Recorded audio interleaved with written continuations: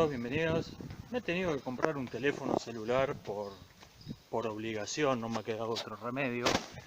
Y me pareció que un buen tema para inaugurarlo sería el ludismo, ya que me encuentro bastante bien predispuesto a aceptar la idea de que habría que destruir toda la tecnología y volver a vivir en las cavernas. Así que estoy con la mente bastante abierta para esos temas hoy en día. Así que ese va a ser el tema de hoy.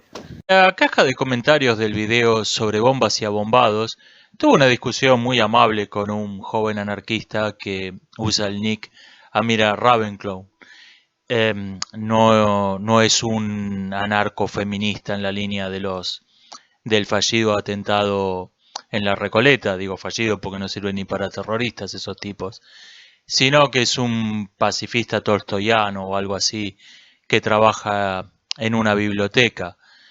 Voy a leer sus comentarios, los tuve que editar para hacer de lo que fue una conversación un solo posteo coherente y seguido. He tratado de modificar lo menos posible el texto original y creo ser fiel a las palabras originales. Cualquier cosa están los posteos sin editar en la caja de comentarios de ese video. Leo. No hay que confundir los ideales anarquistas con los grupos violentos que han surgido a través del tiempo, autodenominándose anarquistas, aunque no hayan leído a ningún filósofo o teórico del movimiento. Lo de la destrucción de telares de los ludistas es diferente, por supuesto. No tengo que explicarte que en el capitalismo los avances tecnológicos perjudican a los trabajadores por lo que ya sabes, a diferencia de lo que sería en un socialismo donde tendrían que trabajar menos. Paréntesis, no lo fue en ninguna sociedad socialista que haya existido realmente. Esa es la razón por la que todos los estados que hayan estado gobernados por la izquierda en algún momento de su historia tuvieron que construir un muro para evitar que la gente se escape. Alemania, Corea, Irlanda del Norte y próximamente seguramente California se va a sumar a la lista. Sigo leyendo. Lo que pasó fue que destruían las máquinas porque habían quedado sin trabajo cuando se implementó el telar mecánico.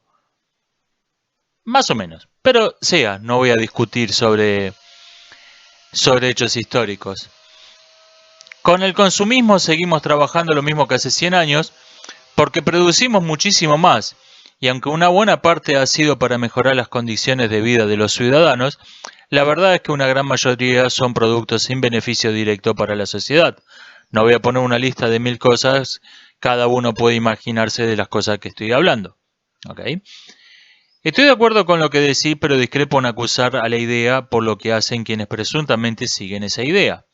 Yo puedo hablar desde lo personal sobre el tema porque he leído a los autores mismos. Estoy viviendo en España y trabajo voluntariamente en una librería anarquista. Alda Rul, creo que se pronuncia esto. Y te puedo asegurar que quienes trabajan conmigo están en contra de estos actos. Pero bueno, la verdad es que siempre existieron estos disconformes ignorantes. Es verdad. El anarquismo se funda en la idea de libertad del individuo. Como vos decís, toda imposición, ley entre paréntesis, es considerada ilegítima. El problema surge que en sus actos atentan contra la libertad de los demás, como por ejemplo en Francia después de las comunas de París, un grupo anarquista, lo pone entre comillas, emprendió una ola de terrorismo contra la clase alta, privando a estos individuos de su libertad a la vida. Lo mismo sucede siempre que se usa la fuerza para dañar, atentando contra la libertad de vivir en paz. En esta libertad se colgaron todos los razonamientos de la Ilustración para justificar el Estado, ya que sin leyes, otros podrían atentar contra tu libertad y sería un constante estado de guerra. Alude claramente a la teoría de la guerra de todos contra todos de Hobbes. En este caso, la libertad del difunto de elegir qué sucederá con su cuerpo tras su muerte o de la familia del difunto. Se refiere al atentado fallido contra la tumba del coronel Falcón. Esto atenta contra la buena convivencia y aunque no espero que todos los anarquistas sean anarcopacifistas corte Gandhi, al que no tengo en alta estima igualmente, y dicho sea de paso yo menos, paréntesis, resalto esto, aunque no espero que todos los anarquistas sean anarcos pacifistas. Sigo leyendo, porque después voy a comentar esto. Tampoco espero que sean tan tontos como para pensar que el hecho de que algo se les imponga lo justifica ejercer violencia sobre personas que confundidas o manipuladas, pero que sí lo justificaría que estuviesen en un estado de guerra, como decía Locke, lo que también planteaba Godwin. Supongo que se refiere al padre de Mary Godwin Shelley, la autora de Frankenstein, un pre-anarquista al decir que la guerra se justificaba para defender la libertad del individuo o país en caso de ser atacado. Francamente no conozco nada de la obra de Godwin, no comento. Sigo leyendo. Lo de la ilegitimidad es un tema interesante del que he leído mucho. Personalmente creo que el único estado legítimo es aquel en que los ciudadanos eligen o rechazan una ley formulada por cargos, no por representantes, que eso es un disparate de la Ilustración, ya que no podemos enajenar nuestra soberanía, ni una persona puede condensar la realidad política subjetivas de sus votantes. Estas ideas las defiende Rousseau y desde la Constitución de 1840 y pico se aplican en Suiza, que vendría siendo como una democracia semidirecta donde votan las leyes y tienen 6 presidentes. Es bastante interesante. Tampoco conozco gran cosa del sistema político de Suiza, francamente. Por supuesto que esto abriría un debate interminable de si la democracia directa es razonable, lo que no consiente Sócrates en la República, o mejor dicho Platón, la tiranía de las masas que expresaría bien Ortega y Gasset, o la paradoja del antivoto de Condorcet con la que ganó Trump. No conozco esta paradoja, supongo que se refiere al hecho de que en Estados Unidos la gente no tanto votó a Trump como no votó a Hillary Clinton. No es un caso aislado, la razón por la que están subiendo gobiernos de extrema derecha en todo el mundo, porque son realmente, ¿quién lo hubiera dicho?, la opción más razonable. No es por simpatía a ellos, sino porque realmente no hay otra cosa que votar. Creo que habla de esto. Sigo leyendo, la verdad no me habría enterado de la noticia si no fuera por tu video. Lo único que agregaría al respecto es que esto no es la desobediencia civil toreu. Claramente no están en contra de la ley funeraria. No sé cómo se llama o si tiene nombre, pero sé que está regulado. La intención del acto es la de causar, del acto terrorista, quiere decir, es la de causar un daño a un símbolo de lo que consideran la antítesis de sus ideales. Tal vez haya ejercido durante la época en que por ley se ejecutaba a los anarquistas en Argentina. La verdad que no estoy informado. Esta conjetura es correcta. Vamos a decir todo como son. Falcón fue un tremendo hijo de puta, no estoy defendiéndolo. Me reiría de ello si no fuera porque una persona tal vez confundida y equivocada o estúpida y violenta, gestionada por un entorno perjudicial de desarrollo, salió herida. Yo me río de todos modos. Por lástima que no se mataron todos estos idiotas.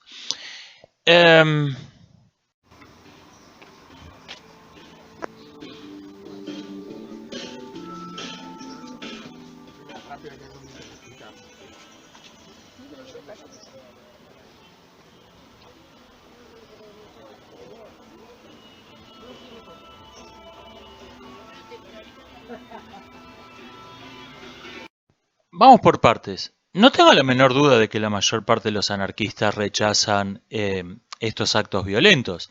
El problema es, ¿qué pasa si alguno no los rechaza? Porque, como bien escribe el señor Amira, aunque no espero que todos los anarquistas sean anarcopacifistas, corte Gandhi. Bueno, ¿y qué pasa con los que no lo son? ¿Qué pasa con tipos como Severino Di Giovanni, el Luna Bomber, estos idiotas de la Recoleta? ¿Y qué hacemos con esos tipos? ¿Los metemos presos? Si ustedes rechazan eso. Una ideología que no considera que haya ninguna ley legítima no puede legítimamente castigar a ninguno de sus miembros. No puede hacer nada al respecto. Lo único que puedo oponerle es la desaprobación moral. Malo, eso no se hace, pero realmente no puede ejercer ninguna acción concreta en contra de esas acciones, porque no distingue entre leyes legítimas y leyes ilegítimas. Y tan pronto como lo hace, como cuando alguien dice, bueno, en Suiza tienen un sistema muy razonable, deja de ser anarquista. En ese mismo momento. Si quieres un partidario de la democracia directa, que tengo un video explicando por qué estoy en contra de la democracia directa, dejo el link en la descripción, pero ya no es un anarquista. En este año, en 2018, hubo en Argentina un intento de un grupo de lobby, un grupo oligárquico, de imponer una ley rechazada por el 99% de la población mediante propaganda organizada y sobornos a dirigentes políticos. Esa ley se impidió mediante una manifestación masiva que sin ninguna sutileza, sin ninguna indirecta, le dijo que iban a prender fuego el Parlamento con ellos adentro, si aprobaban la ley. Dieron marcha atrás. Ahora bien, yo considero que esta acción violenta fue legítima porque había si no un estado de guerra, un estado de ultimátum interno. Ese gobierno, electo democráticamente, en el mismo momento en que dio la espalda a las personas que debían representar, en que empezó a representar intereses forasteros en contra explícitamente de lo que habían dicho en sus campañas electorales, dejaron de ser representantes. Pasaron a ser un gobierno de ocupación extranjero contra el cual la violencia era legítima. Ahora bien, una ideología que suscribe que eso es toda ley puede decir lo mismo sobre la violación, sobre el homicidio, sobre el robo, sobre la falsificación de moneda, el deporte favorito de los anarquistas, porque considera que toda ley está en el mismo caso, considera que toda ley es eso, es una imposición de un grupo minoritario, etcétera, etcétera, y no siempre lo es. También es sofístico sostener, como sostuvo la escuela de sociología francesa de Durkheim y compañía, que la ley es una manifestación ideal de la voluntad de la sociedad, es la abstracción de cierto ente colectivo que vive en los individuos sin ser ninguno de ellos. Esto es totalmente utópico en sentido inverso, pero utópico. Una ideología que dice que toda ley es ilegítima está muy cerca de ser una ideología que dice que toda ley es legítima. Y todo historiador de la Segunda Guerra que se encuentra con que el libro de cabecera de Hitler eran las obras completas de Tolstoy, tiene una reacción de ¿qué? Y después sigue adelante. Ese dato es demasiado extraño como para hacer ningún análisis, ningún comentario. Y sin embargo, quizás el pensamiento de Tolstoy y el pensamiento de Hitler, o mejor dicho, el pensamiento de Tolstoy y las acciones de Hitler, no sean tan distintas como pueden parecer a primera vista. De la idea, toda ley es violencia, a la violencia es ley, que es la idea central del fascismo. No hay un poder ilegítimo, todo poder es legítimo. La diferencia es casi retórica, es casi lo mismo. No se puede culpar a los adeptos no se puede culpar a la idea por lo que hacen los adeptos.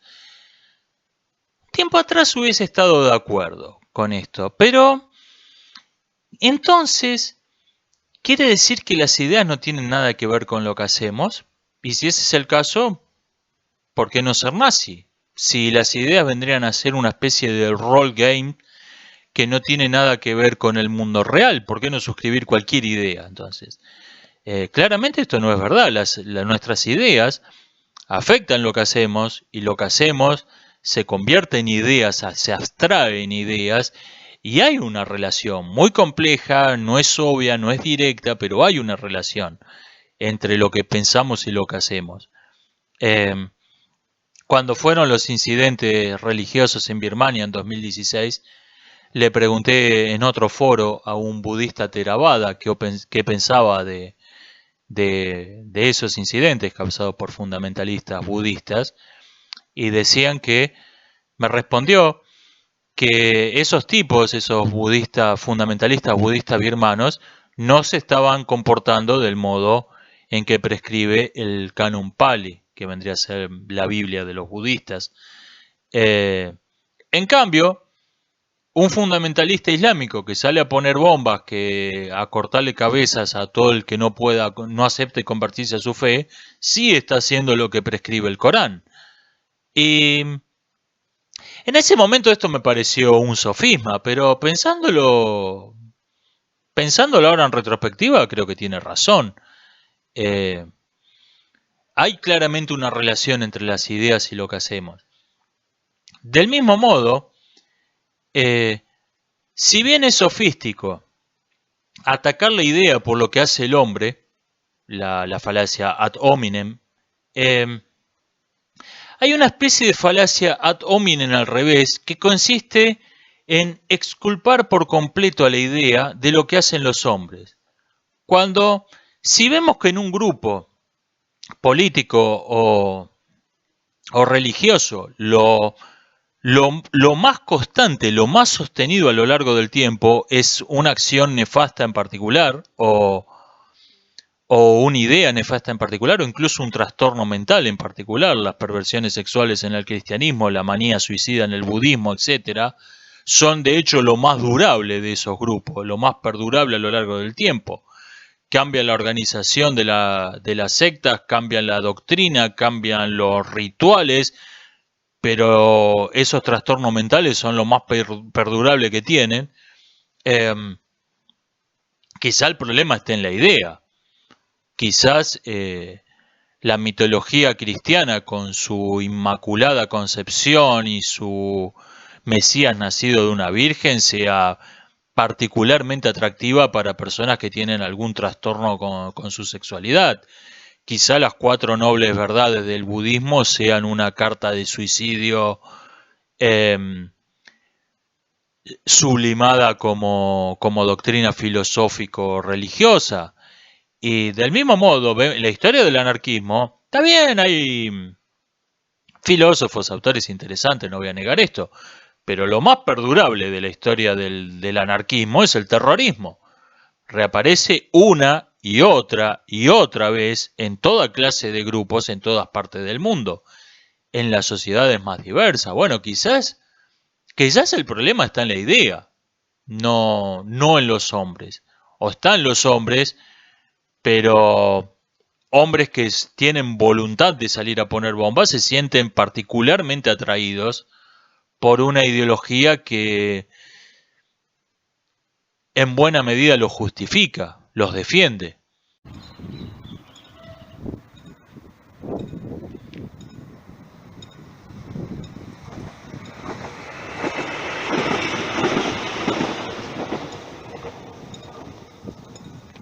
Bajo la común denominación del ludismo yo agruparía dos ideas distintas. El ludismo económico, el ludismo de Lut y los destructores de telares, que dice que el progreso tecnológico lleva al desempleo porque con las nuevas tecnologías menos hombres pueden hacer el mismo trabajo para el que antes se requería una mayor cantidad de trabajadores. Esto claramente es una falacia económica. Es verdad que el consumismo mantiene niveles de producción innecesariamente elevados, pero también lo que ocurre es que las nuevas tecnologías, si bien eliminan mano de obra de algunos oficios para los que se requieren menos hombres, y de hecho esta es la principal razón de las innovaciones tecnológicas. Hay también ventajas secundarias, mejoras en la salud, mejoras en la calidad de los productos, pero la principal ventaja de las mejoras tecnológicas es hacer el mismo trabajo con menos hombres. Bien, esto es cierto, pero esa mano de obra que queda libre se emplea en otras cosas. Se emplea para nuevas tareas. Por un lado, para nuevos oficios que ha generado el progreso tecnológico. Los telares necesitan a alguien que los repare, necesitan a alguien que los fabrique, etcétera, etcétera. Y por otra parte, deja libre mano de obra para tareas que antes se consideraban de lujo y que pasan a incorporarse a la vida cotidiana de las personas. Por eso en economía se mide, se mide el desarrollo económico de una sociedad viendo qué porcentaje de mano de obra se emplea en el sector de servicios, cuánta en el sector industrial y cuánta en la producción de alimentos. Y cuanto mayor el sector de servicios, más desarrollada está económicamente una sociedad. Y después, desde luego, cuando los números no gustan, se empiezan a proponer otros criterios, pero el más razonable es ese. El ludismo filosófico creo que es más interesante. No apela a, a que la máquina nos va a empobrecer, porque llevamos 200 años de una sociedad de máquinas y claramente eso no resultó ser cierto. Esa profecía del ludismo, que de todos modos se sigue reciclando una y otra vez como toda idea que está en el fondo motivada irracionalmente. No es el único caso. En nuestro día tenemos el antipoblacionismo como el mejor ejemplo. La misma ideología que en los 60 predicaba que hoy Japón iba a ser un caos de japoneses hambrientos peleándose por los pocos pantanales de arroz que había para mantener a todo el mundo, totalmente indiferentes a la realidad, siguen suscribiendo la misma idea de que la población es un problema y va a llevar a la hambruna y al caos y a la barbarie. Eso ocurre porque esas ideas no están motivadas por hechos racionales, por los hechos, no están motivadas racionalmente y por lo tanto ningún razonamiento, ningún hecho puede desmentirlas, son como fantasías que se han quedado fijadas en la mente. El ludismo filosófico es el que dice que algo está mal con el hecho en sí de la máquina. Y esta idea creo que tiene una buena dosis de verdad. Voy a leer dos pasajes de Hombres y Engranajes de Ernesto Sábato. Tal como Bardiev advirtió, el Renacimiento se produjo mediante tres paradojas. Primera, fue un movimiento individualista que terminó en la masificación. Segunda, fue un movimiento naturalista que terminó en la máquina. Tercera, fue un movimiento humanista que terminó en la deshumanización, que no son sino aspectos de una sola y gigantesca paradoja, la deshumanización de la humanidad. Esta paradoja, cuyas últimas y más trágicas consecuencias padecemos en la actualidad, fue el resultado de dos fuerzas dinámicas y amorales, el dinero y la razón. Con ellas, el hombre conquista el poder secular, pero, y ahí está la raíz de la paradoja, esta conquista se hace mediante la abstracción. El capitalismo moderno y la ciencia positiva son dos caras de la misma realidad desposeída de atributos concretos, de una abstracta fantasmagoría de la que también forma parte el hombre, pero ya no el hombre concreto individual, sino el hombre masa. Es extraño ser todavía con aspecto humano, con ojos y llanto, voz y emociones, pero en verdad engranaje de una gigantesca máquina anónima. El marxismo apareció y se desenvolvió bajo el signo de la ciencia y de la técnica. Paradójicamente fue también un producto del dinero y de la razón, y su levantamiento, y esto es muy significativo, no fue en contra de la máquina, sino contra el uso capitalista de la máquina.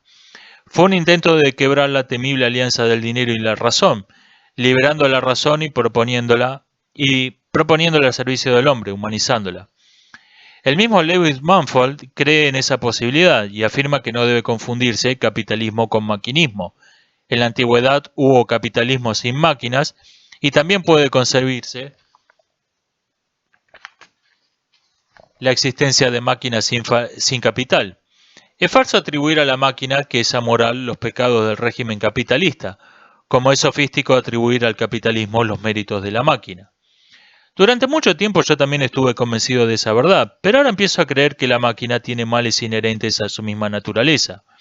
Es indudable que ha traído ventajas al hombre, pero creo que, enseguecidos por ellas, no hemos advertido los peligros que venían aparejados. Es cierto que al inventar ingenios mecánicos y montar sus admirables aparatos, el hombre elevó el juego infantil hasta una jerarquía casi divina. Es cierto que la conquista de las fuerzas naturales tiene una grandeza que lleva esa tarea por encima de los burdos deseos utilitarios, y que la conquista de los continentes desconocidos, del mar y del aire, tuvo a menudo la grandeza de las epopeyas. Mas no es menos cierto que grandes y temibles fuerzas se fueron engendrando por debajo de esta arrogante civilización, oscuras fuerzas que no pertenecen a la esencia del capitalismo, sino a la del maquinismo. No la desocupación, la miseria, la taylorización industrial, que son atributos de una sociedad basada en el dinero, sino la mecanización de la vida entera, la taylorización general y profunda de los seres humanos, dominados cada día más por ese engendro infernal que se ha escapado de sus manos y que desde algún tenebroso Olimpio planea la destrucción total de la humanidad entre sus tentáculos de acero y matemáticas. Yo suscribo en buena parte esta idea, pero el asunto es, suponiendo que esto sea verdad, el ludismo filosófico del profesor de matemáticas chiflado conocido como Luna Bomber es una solución imaginaria, es una solución, además de despreciable moralmente, utópica. Una población de 7.500 millones de personas que somos en el mundo, no podemos sobrevivir sin tecnología avanzada. El mundo no puede sostener a los que somos si todos decidimos vivir como los Amish. De hecho, vaya ironía, el Unabomber usaba para sus atentados a Federal Express. O sea, era un consumidor capitalista más. Y yo creo que de este ludismo filosófico tenemos que tomar la idea, tenemos que verlo, la profunda lucidez que tiene como crítica, pero no hay que suscribir soluciones mágicas. Tenemos que, bueno, ok, este es el problema. ¿Y qué hacemos? Nos estamos viendo, hasta la próxima. Saludos a todos, especialmente a la persona que motivó este video. Nos estamos viendo.